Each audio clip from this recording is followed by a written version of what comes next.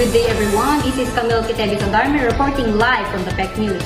With the latest update for the heat index across our community, as of April 2025, the temperature stands at 42 degrees Celsius, the hottest heat in La Union, Philippines. Ramdam na ramdam ang epekto ng matinding init dito sa Barangay Dianterero ng bayan ng La Union. Lalo na tuwing tanghali na tilay nakakapasong sikat ng araw. Narito at kasama natin si News Reporter Jean live mula sa komunidad. Team, ano ang kalagayan dyan?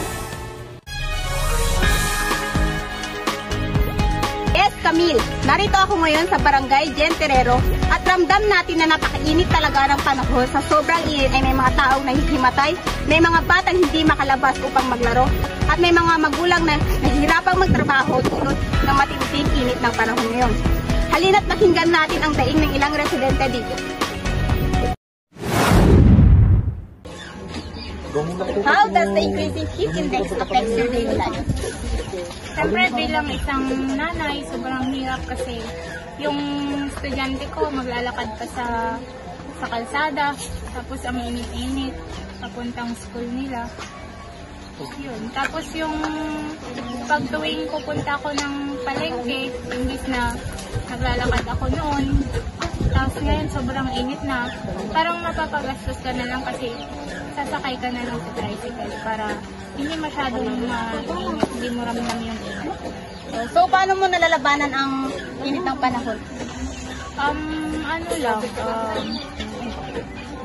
Saktong inom ng tubig, ganun, tapos laging huwag kakalimutan magdala ng payong tuwing lalabas.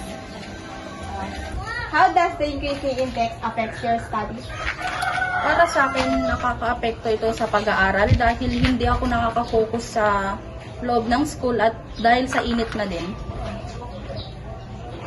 Ako din ay nababawasan yung enerhiya ko na sa pag-aaral, nawawalan ako ng gana na pumasok. So, ano pong ginagawa nyo para labanan ito?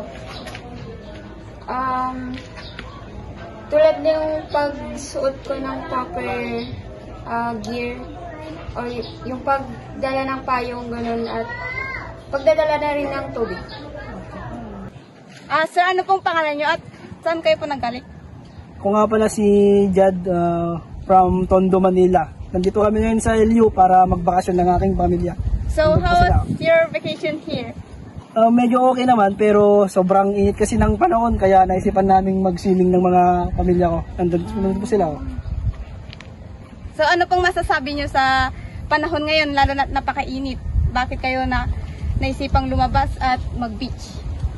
So, ang masasabi ko lang po is grabe, sobrang init naman dito. Gusto kong kumain ng halo-halo, yun lang po. Kamusta po ang pagpapalaot nyo, sir? Marami po kayong nahuli? Sa kayong kalanganan ng mga alon at hangin, minsan madami naman, minsan wala. Kaya pag kontento lang kami sa huli namin, umuwi na lang po kami. Buti kinakaya nyo pa pong pumalaot kayong napakainit ng panahon ngayon, sir?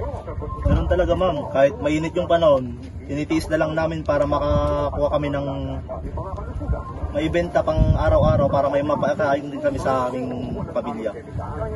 Kapo, sir? Sanayan na lang, madam. Magbaon na lang ng maraming tubig.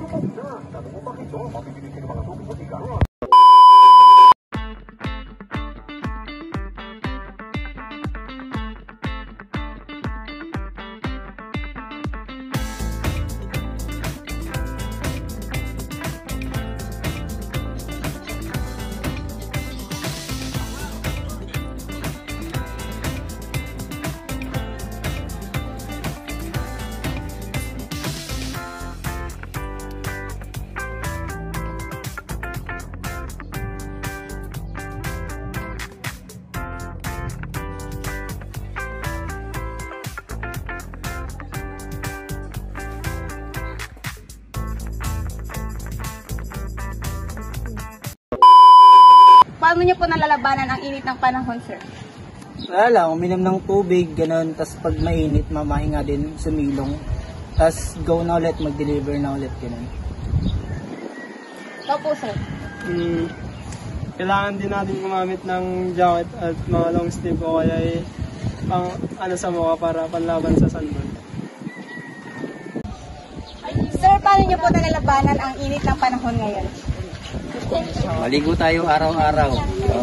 Kung kaya maligo ng 3 beses sa isang araw para maiwasan lang ang init ng panahon.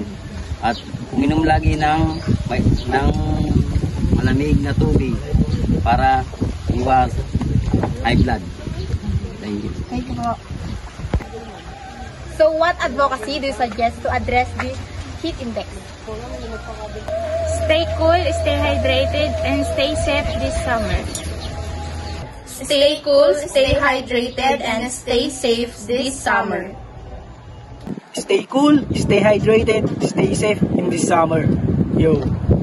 Stay cool, stay hydrated, stay safe this summer.